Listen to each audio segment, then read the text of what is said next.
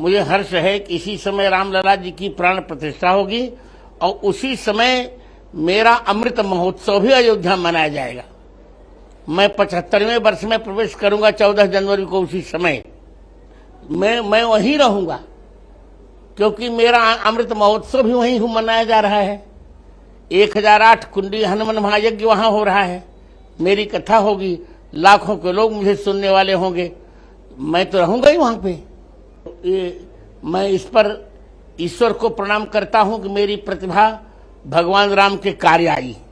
बहुत बहुत दुख होता है, बहुत क्रोध आता है, और मुझे लगता है कि ये लोग राष्ट्रद्रोही हैं, इन पर राष्ट्रद्रोह का मुकदमा चलाना चाहिए। क्योंकि रामचरितमानस जी को मैंने कंठस्थ किया है, पूरा जीवन के 7वें वर्ष में मैंने रामचरितमानस जी को कंठस्थ कर लिया था। एक भी अक्षर रामचरितमानस का राष्ट्र के विरुद्ध नहीं है और न किसी वर्ग के विरुद्ध है। लोग उसका अर्थ नहीं समझ पा रहे, इसे गलत गलत व्याख्या कर लेते हैं।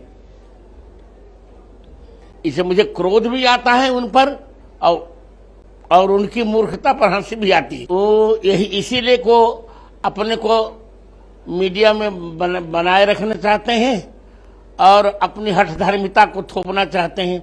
तो मैं तो कहूंगा, मूर्ख हृदय ने चेत जो गुरु मिले मेरे सब। मूर्ख के हृदय में कोई चेत थोड़े होता है। जाने दीजिए, उनको बकने दीजिए। हाथी चलता रहता, हाथी चले बाजार, कुत्ते भूखे हजार। स्वतंत्रता कोई नहीं दी गई। हिंदू धर्म की उदारता का लोग दुरुपयोग करते हैं और दुर्भाग्य है हमारा, उसका दंड भी उनको मिलता है। जबकि हम तो यहां तक प्रयास कर रहे हैं कि रामचरितमानस जी को राष्ट्रग्रंथ घोषित किया जाए। इतने पावन ग्रंथ के प्रति गलत टिप्पणी दुर्भाग्यपूर्ण ही तो है, उनकी मूर्खता है। गोस्वामी जी कह चुके हैं, बातुल भूत बेहोश मतवारे, ये नहीं बोले हैं वचन विचारे। पागल लोगों को कोई विचार थोड़े होता है, तो जो आए बाएं बोलते बनता बोल लेते हैं। नहीं, हिंदू राष्ट्र कहना कोई पाप नहीं है, और किसी न किसी दिन इस राष्ट्र को हिंदू राष्ट्र होना ही पड़ेगा। वो दिन बहुत नजदीक हैं।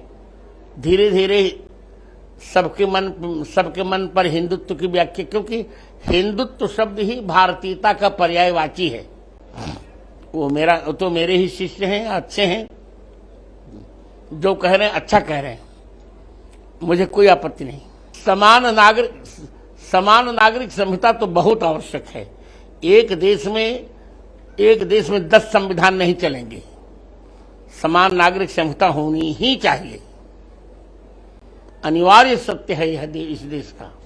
सर्वजन सुखाय की व्याख्या ये नहीं जैसा आप सोच रही हैं। सर्वजन सुखाय का अर्थ एक ऐसा संविधान, एक ही संविधान की छत्र छाया में सभी लोग आनंद करें, यही सर्वजन सुखाय का अर्थ है।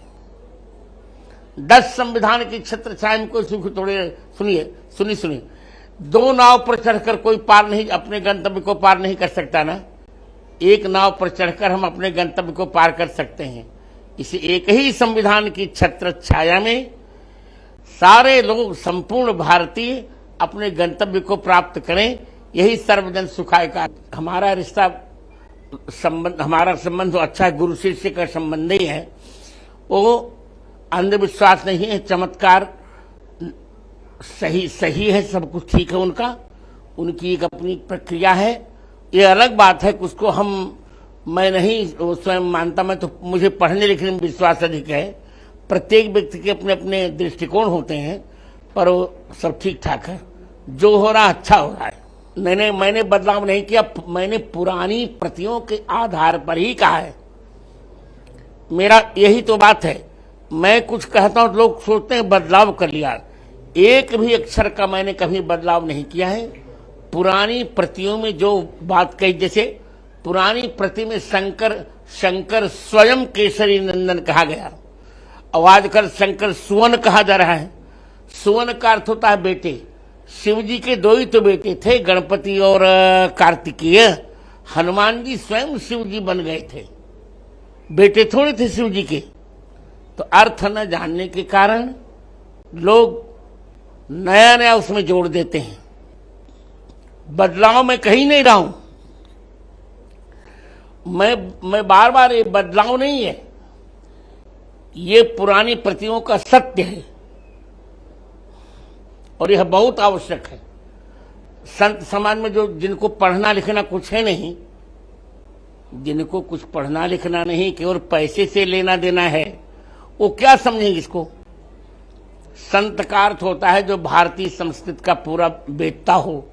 अब मुझको लगभग 1.5 लाख पृष्ठ कंठस्थ हैं भारतीय संस्कृति के, तो आज तो संतों को बस पैसे से ही लेना देना, टका धर्मस् टका कर्म टकैव परमं तपः, तो क्या समझेंगे आप बताओ।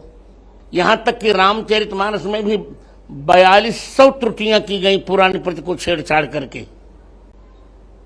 इसे मैंने अलग से संपादन भी रामचरितमानस का किया, मुझ पर मुकदमा भी चलाया गया, अंत में हाई कोर्ट ने मेरे पक्ष में निर्णय दिया।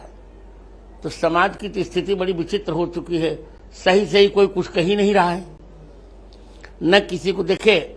सबको सबके लिए समय है। आज संतों को भी पढ़ने लिखने के लिए समय नहीं है।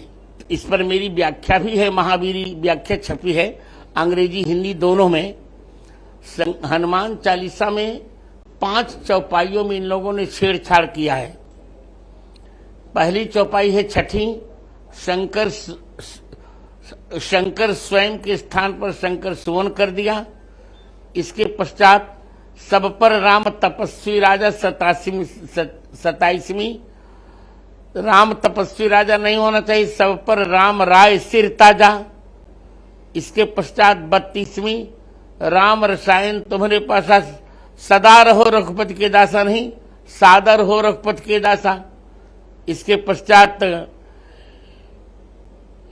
जो 7 बार पाठ कर कोई नहीं, यह 7 बार पाठ कर कोई, यह 7 बार पाठ कर जोई, छोटे बंदे महासुख होई।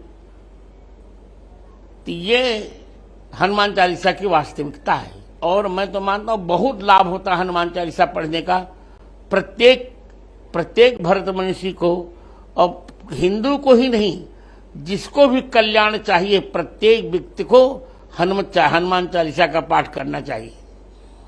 नहीं, बहुत दुर्भाग्यपूर्ण।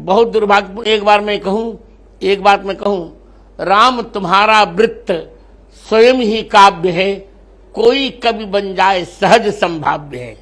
पहली बात यह है, ऐसी फिल्में नहीं बननी चाहिए, और जो फिल्म बनाते हैं वो उसके उन ग्रंथों के वेत्ताओं से संपर्क करें, ज्ञाताओं से संपर्क करें, तब बनाए। जैसे रामानंद सागर ने जब बनाई तो हम लोगों से संपर्क करते थे, बहुत से पट संवाद हम लोगों से स्वयं लिखवाए उन्होंने।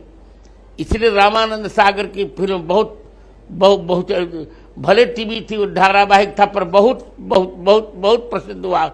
उतनी प्रसिद्धि किसी की हो नहीं पाई। तो फिल्म वालों को भी सोचना चाहिए, ये अपने मदान्ध हो जाते हैं ना, तो इनको किसी परिणाम की चिंता नहीं रहती, उसका परिणाम इनको अंत भोगना